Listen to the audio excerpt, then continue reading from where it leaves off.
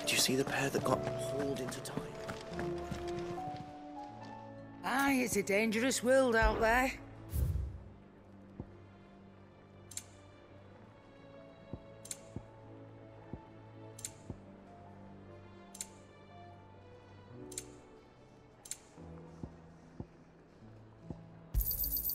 It'd better all be here.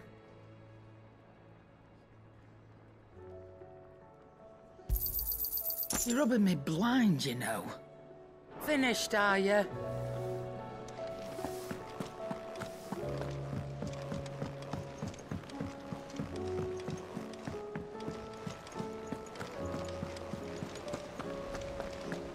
Did you see that?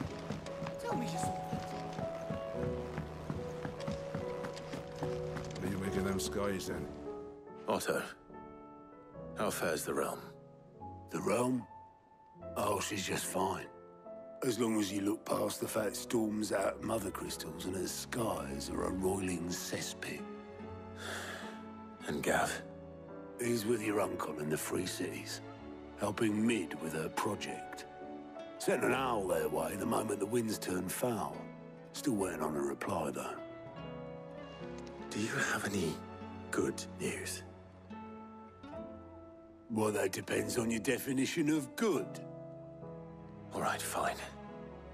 What do you suggest we do? Oh, no, I'm just the messenger. I leave the scheming to those more suited to the task. Could be that Lady Vivian and Old Tomes have their own thoughts on the current state of things. Could be that they don't.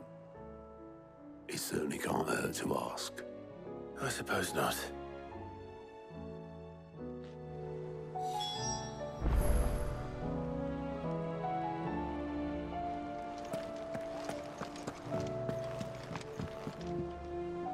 How is it that every one of your little excursions presages some inexplicable catastrophe? Not that you are to blame for the Dominion's fate. No one could have predicted the actions of the Crown Prince. I'm sorry I couldn't save your home. My countrymen are stronger than you think. A few toppled clock towers won't break their spirits. They'll be back on their feet in no time. I hope so. Look at us. Bluer than a pair of bog crabs. Tempting though it may be, sulking will not help us find a solution to this mess. You believe there's one to be found? I don't know. But I am certain we're more likely to find it if we first examine the facts.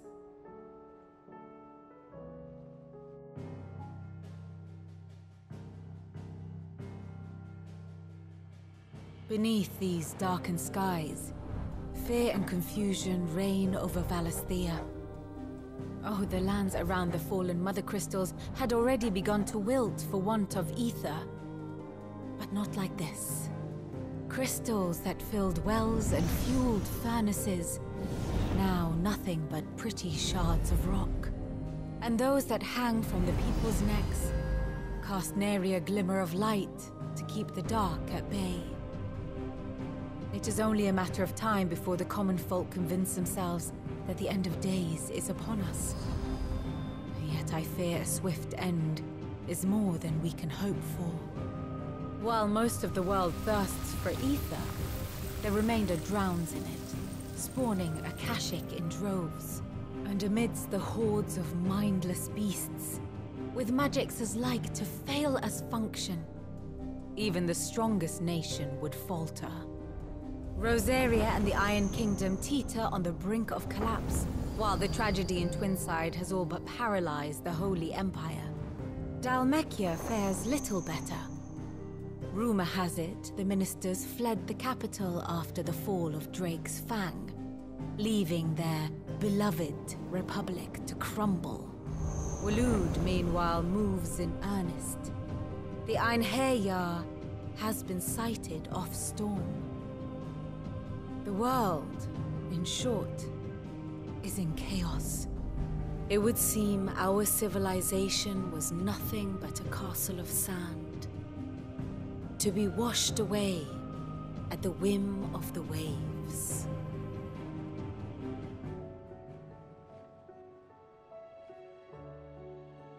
A castle of sand. Not my best flourish, but it seemed fitting. The reports I've received are considerably more blunt in their appraisal. Without the protection of their nations, it will fall to the people to defend themselves against those who would take what is theirs. Which is only ever going to end one way. Defending a farmhouse against a band of chocobo thieves is one thing, but pitchforks and palisades will do little to stall an army's advance. Should the King of Waloed deign to invade, there would be none to stop him. None but us.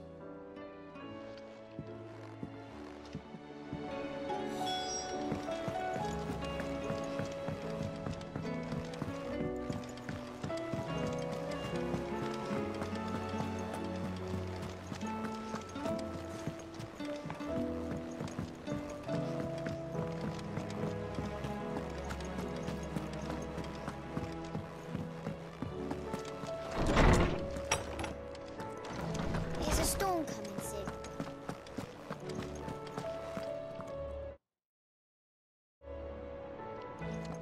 Let me guess. You're here about the skies. Is there anything you don't know, Lawsman? It doesn't take a court astrologer to augur the obvious. As for what has disturbed the heavens, that, I believe, is a question the Fallen might be better placed to answer than I. And on the 6th day did the gods tear the sun from the firmament, visiting darkness upon their prideful sons and daughters. But I dare say you remember your childhood lessons on the sins of Zemeckis only too well. You think they're connected? That Ultima was one of the gods responsible? Well, he has certainly exhibited powers that we mortals would associate with the divine. There is nothing divine about him. But he wouldn't be the first god of whom that could be said, now would he? Yet for all the fairy tales that tell of the sins, there is almost nothing in the way of actual historical accounts. Had I the Journal of Moss the Chronicler, I may have been able to tell you more, but alas, I fear all remaining copies have been lost to time. You will forgive me, I hope? Certainly not. Because there is nothing to forgive.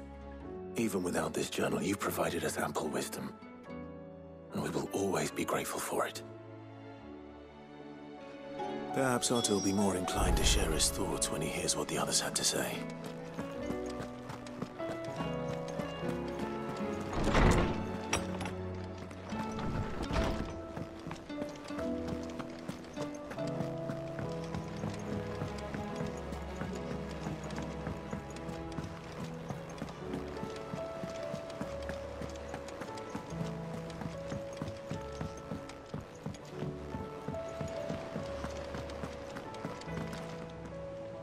Clive, we have a problem.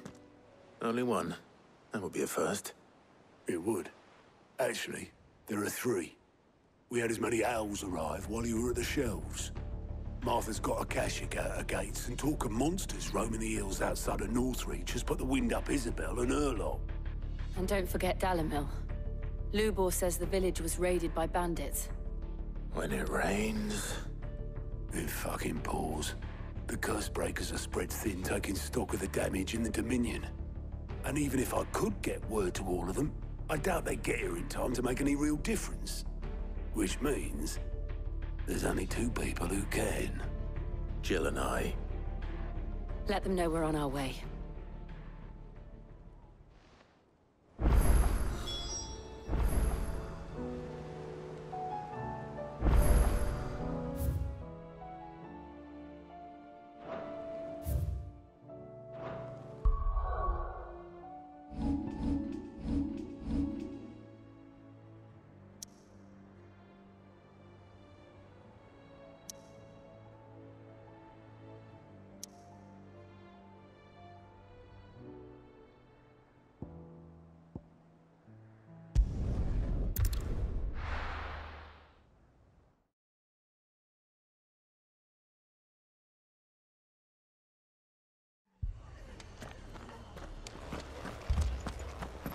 This man's gonna die if we don't get him to a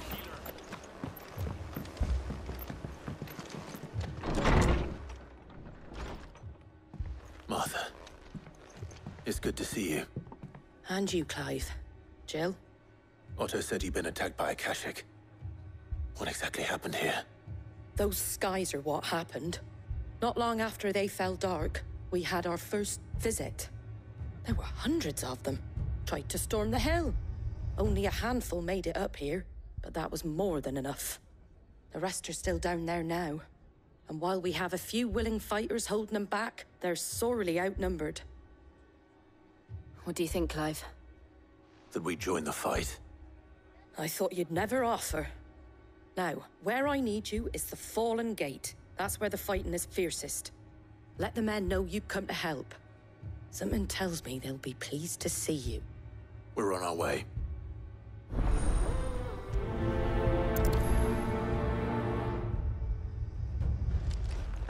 Do you think there were as many as Martha says?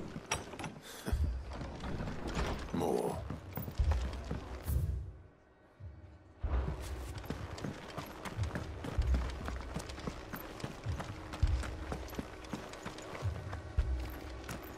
You don't think they've abandoned us, do you? Them not.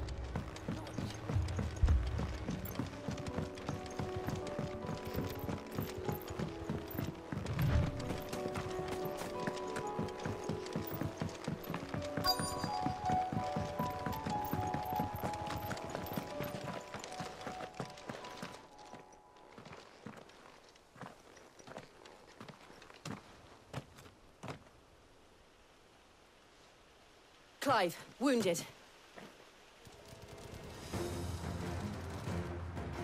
We deal with the Akashic first.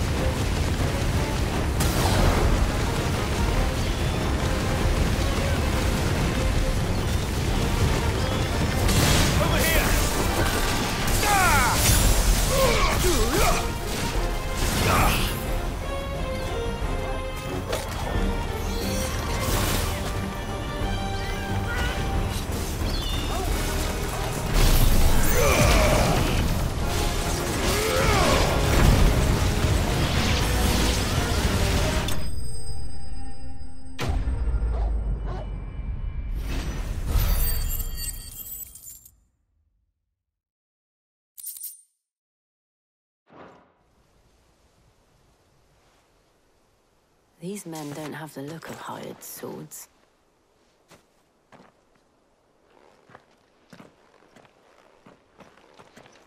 If you've come to rob this place... You are mistaken, my Lord Rosfield.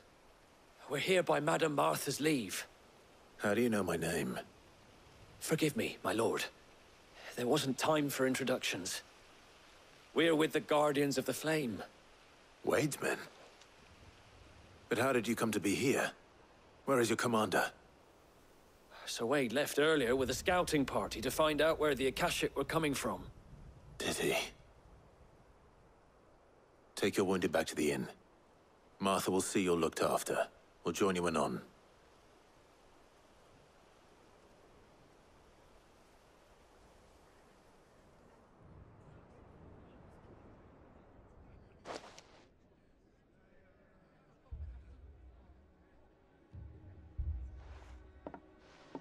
And to think you took them for thieves.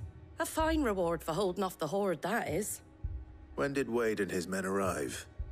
Not long after Rosalith fell. The Guardians asked me to shelter some of them that had lost their homes. They were making ready to leave just as the skies turned, and we agreed it was best we stuck together. Martha! Trouble! The scouting party's almost at the lift, but they got a pack of Akashic snapping at their heels! And they got wounded with them! They're not gonna make it! Damn it all. We'll worry about them, Martha. You look after everyone here. If any can still fight, send them to the lift. I will. You two be safe now.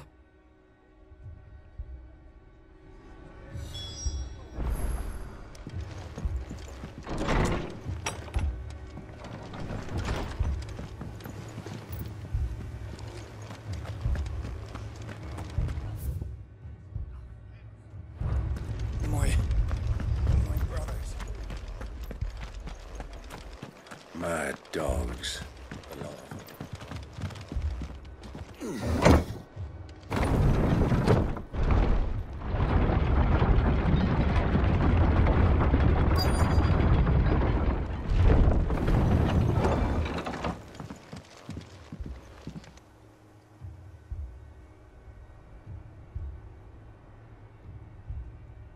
Squire, I need you to get those who can still walk up the lift to Martha's.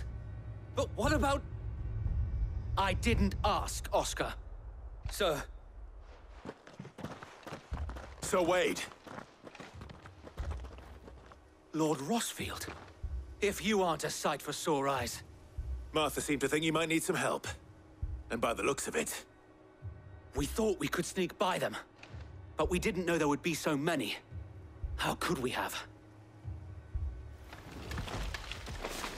Behind you!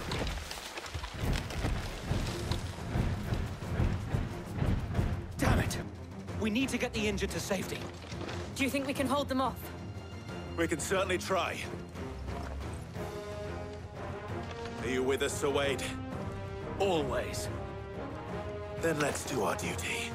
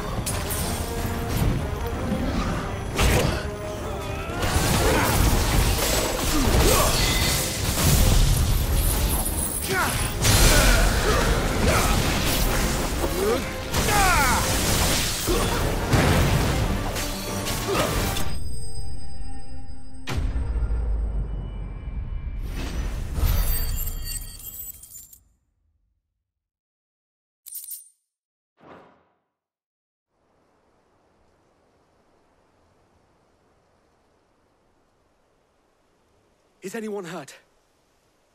I don't think so. And yet again, you've pulled me from the flames. It's just a pity I keep walking into them.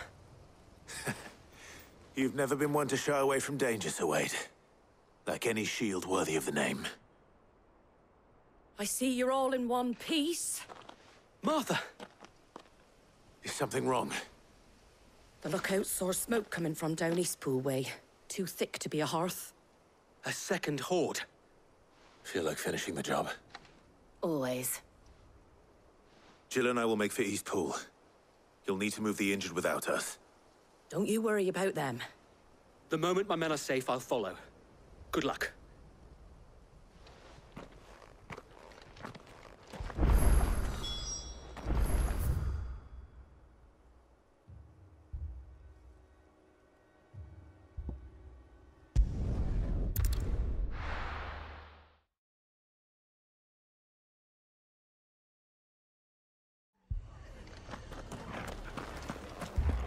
This man's gonna die if we don't get him to him.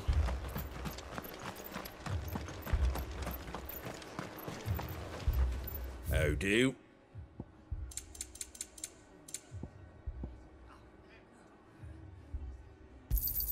Thanks very much. Moi.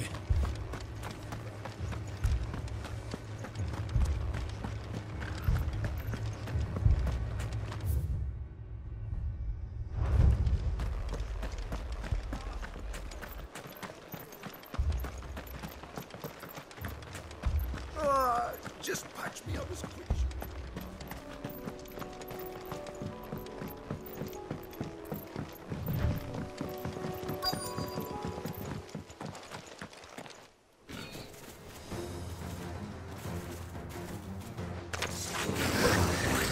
They're headed for the rest. We have to slow them down. Martha and the others won't be ready.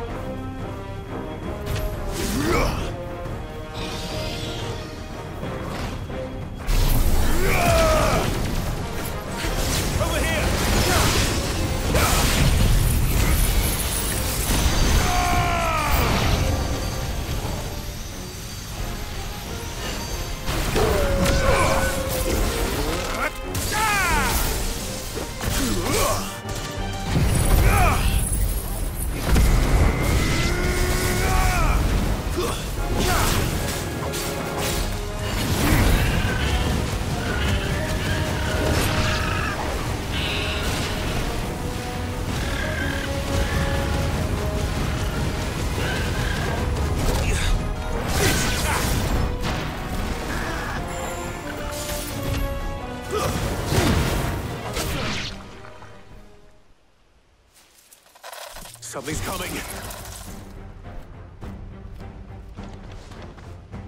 Apologies, my lord. Did I miss anything? Only the first round, Sir Wade. Shall we?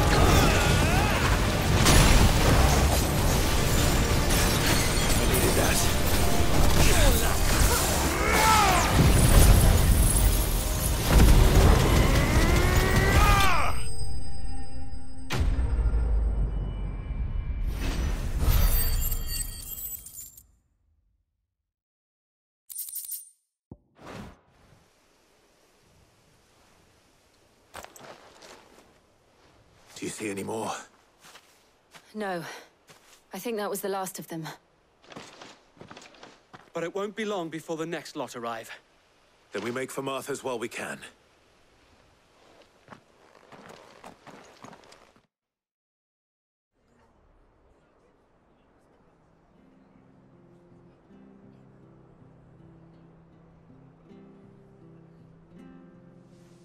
What did you find out there?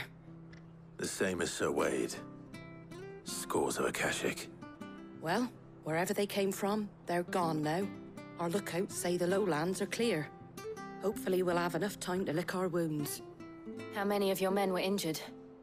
A damn sight less than if you hadn't turned up. Thank you. It was a hard-fought victory.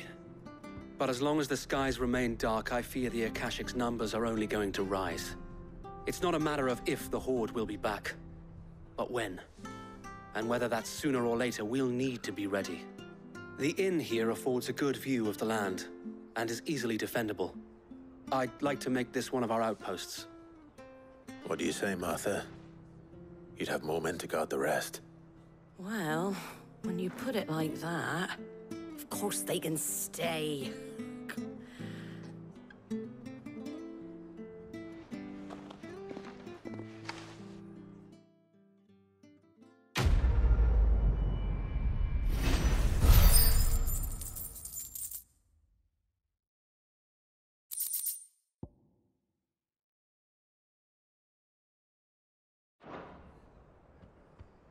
My lord, there's someone I'd like you to meet.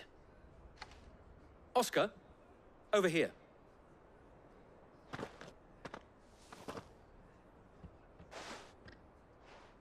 It is an honor to make your acquaintance, Lord Rossfield. I am Oscar. Oscar of House Murdoch. Murdoch? I wasn't aware the Lord Commander had children. Oh, he didn't. But his brother, my father, did. I am Sir Rodney's nephew. Well, go on, then. It's not for me to ask him. Yes, Sir Wade.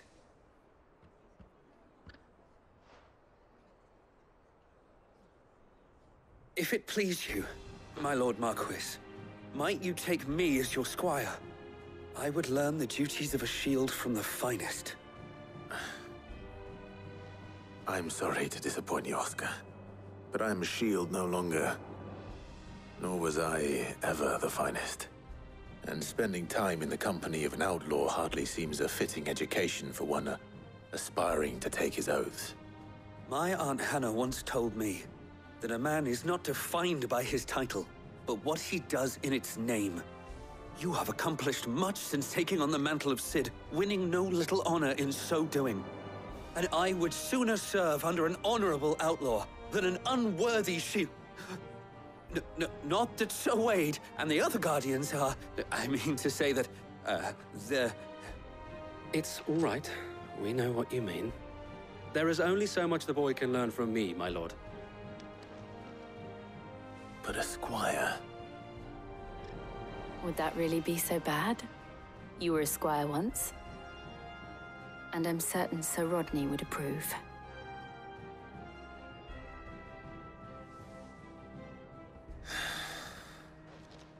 Know that I'll show you as much leniency as your uncle showed me. I would not have it any other way.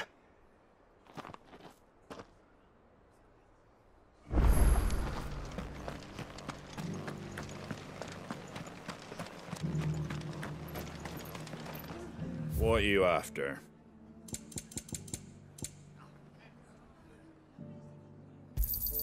Thanks very much.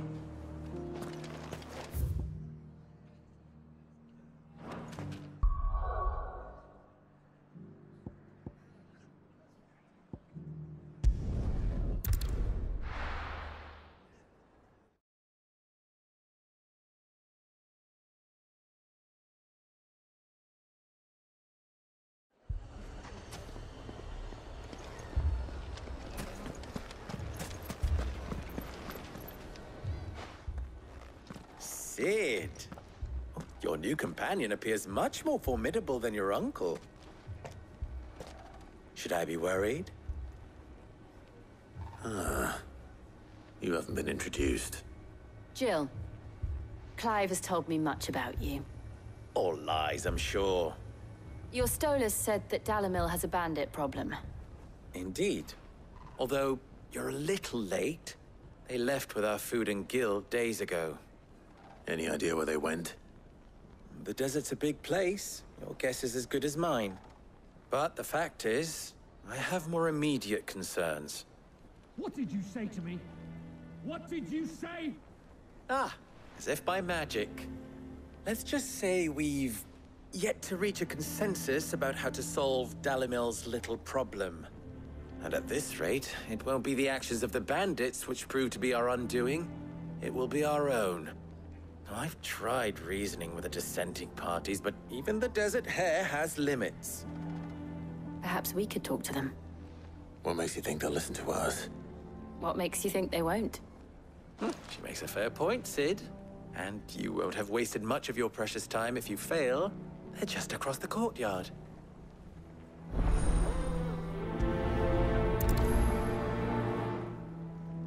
Suppose we just follow the shouting.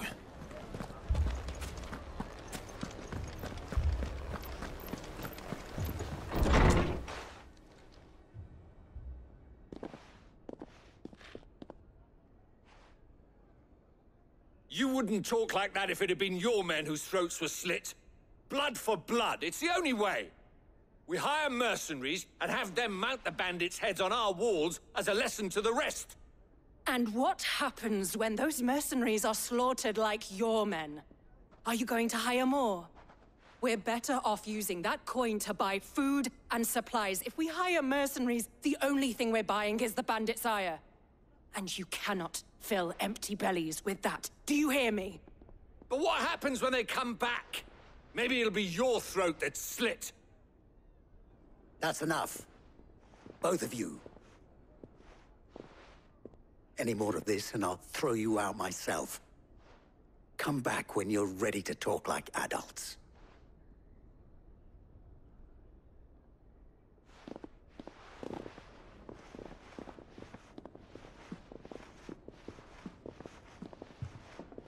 Victor. What's he doing here? Sid. And Lady Jill. What brings you here? I was about to ask you the same thing. Costness is in chaos, and the markets have all but ceased to operate. The Briar's Kiss here in Dalamil is the only place I can reliably obtain supplies. I was here to do just that when Master Lubor told me of his troubles. He thought I might be able to talk some sense into these fools. But if you're here, I suppose his patience must be waning. Who are those people? Those were the thorns in Lubor's side. And the reason this place might be headed the same way as Costness. It's these accursed skies. The darkness is enough to drive a man to madness. Or an entire city, for that matter. We're still working on the skies. But in the meantime, perhaps we can find a solution to Dalamil's problems. I hope so. For all our sakes.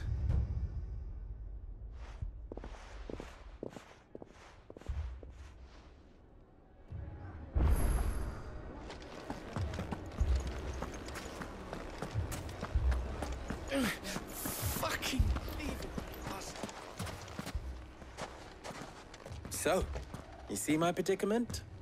What I saw was a room full of people who were angry and afraid. And with good reason by the sound of it. But if left to smolder, that anger and fear could set the entire town alight. My thoughts exactly. What to do? Both sides wish to protect their homes and livelihoods, if only they could agree on how. But as long as they are divided, we are vulnerable. And if there's one thing bandits like, it's an easy target. What would Sid the Outlaw suggest? Well, if it were my namesake, he'd let them choose for themselves.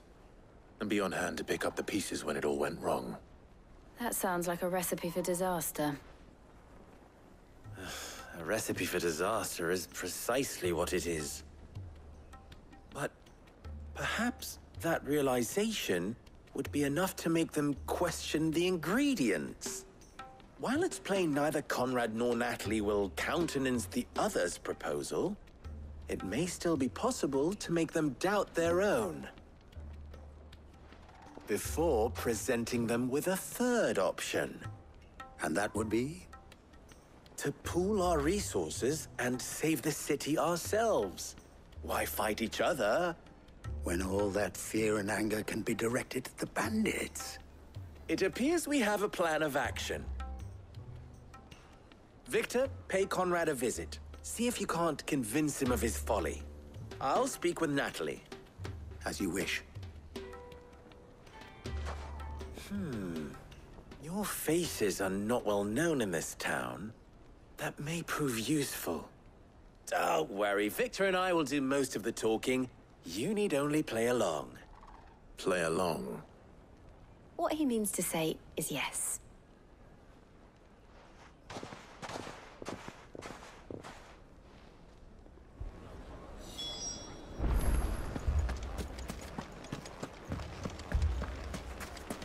Picture it, Conrad.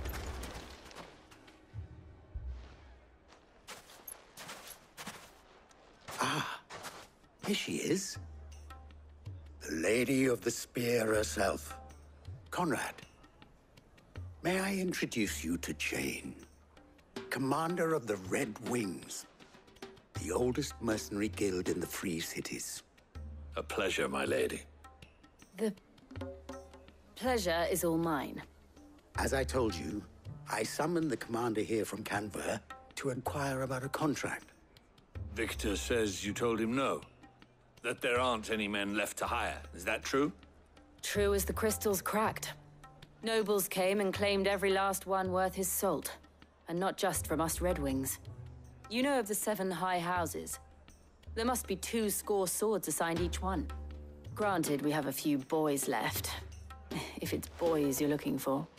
Well, Conrad, are you saying that Dalamil's finest cannot defend this town better than a gaggle of unblooded striplings? That a band of beardless youths could better avenge the deaths of your brave men than you yourselves? Absolutely not. We'll show those bastards who they're dealing with.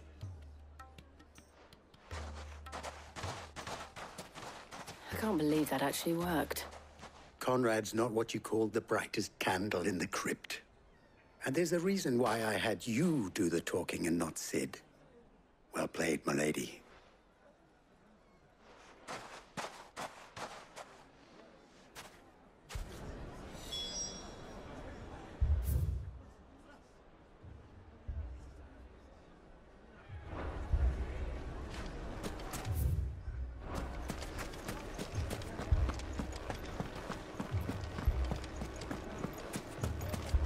Shop. If I had my pickaxe, I would... I mean, it may still be possible to buy something. Ah, here he is now. Natalie, allow me to introduce Lord Underhill of Randalar's prestigious League of Merchants. Lord Underhill. At your service. Underhill? I was just telling the good lady of our conversation, my lord, and how you were lamenting the state of the capital's stores. Lubor says that not only are the granaries almost empty, but that war and the Blight mean this season's harvest won't be enough to fill them for winter. Indeed, certainly that is the case. The nobles in the capital are buying up the city's stocks of barley and wine, driving the prices higher than most commoners can afford. It is only a matter of time before the peasants revolt. It is worse than I thought. If what Lord Underhill says is true, I fear we have little hope of supplementing our stores, meager though they regrettably are. And while I applaud your endeavors to dissuade our more bellicose citizens from seeking vengeance, I sense Conrad is not wrong in his assessment of the bandits' likely return. Which means that now, more than ever, we will need to secure what little we still have. Food, weapons, herbs, everything. If our humble town is to endure not only this hardship, but those that are certain to follow, we must stand united. All right. If it will help to protect my home, I'll do it. But you needn't have gone through this charade.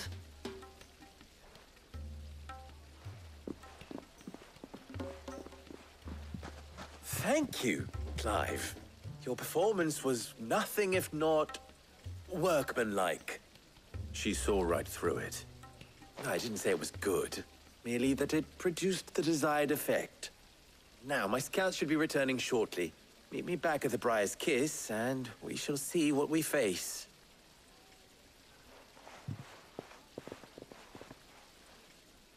I'm not convinced our roles in this ruse were entirely necessary. I don't know. Conrad seemed quite taken with you. Mummy, I'm scared. Oh, I'm ruined. Good news, Sid. Both Conrad and Natalie have somewhat gracefully accepted their new roles. With time, they may even learn to. Time no longer appears to be the luxury it was before lunch. I take it your scouts found the bandits. Technically, it would be the bandits who found my scouts. It appears they march for Dalimil as we speak. All of them. You're not serious. They don't just want food, they want the whole damn town.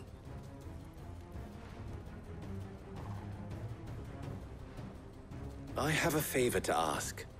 I'm told the bandits march in two groups, one from the south and one from the desert, in a move doubtless intended to stretch our already gossamer-thin defenses. Very well. Jill and I will meet those from the desert. But what of the rest?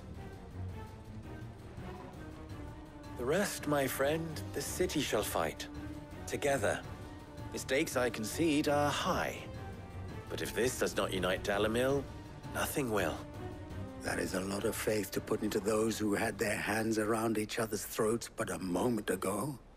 Then it will be for us to see that their hands are kept occupied. And I do mean us. I thought you might say that. We'll hold them off for as long as we can. And we will do the same.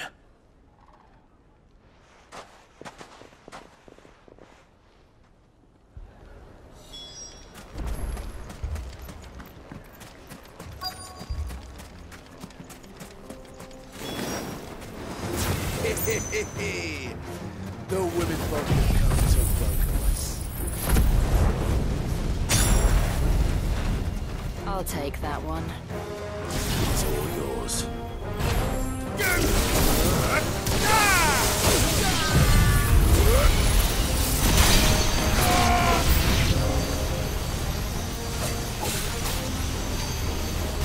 No need to overwhelm us.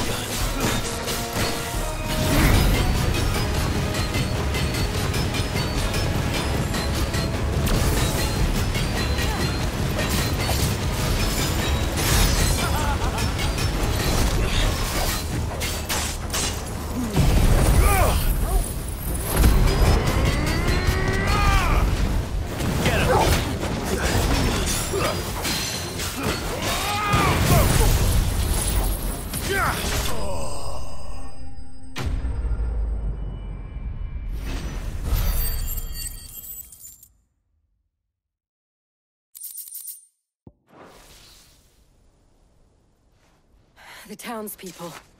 Could they have held out? I don't hear any fighting. What do you think? That we should hurry.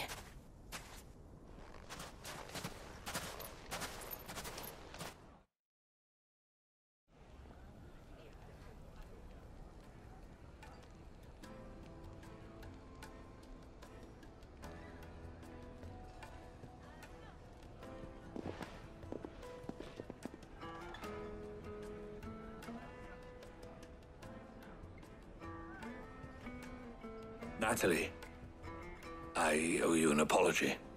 You did well out there. The inn would have been lost had you not held the line. Without you, there would have been no line to hold.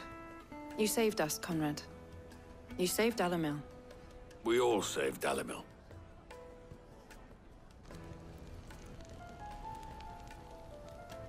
Conrad seems to have had a change of heart. I'd say they both have. I take it from your presence that our visitors from the desert won't be joining us either. Pity. The plan worked, Sid. Granted, it only took an army of bloodthirsty bandits at our gate. Calm now, Victor. Why quibble over the details? We are united, and that is all that matters. As for you, Sid, you fight considerably better than you act. I'll take that as a compliment.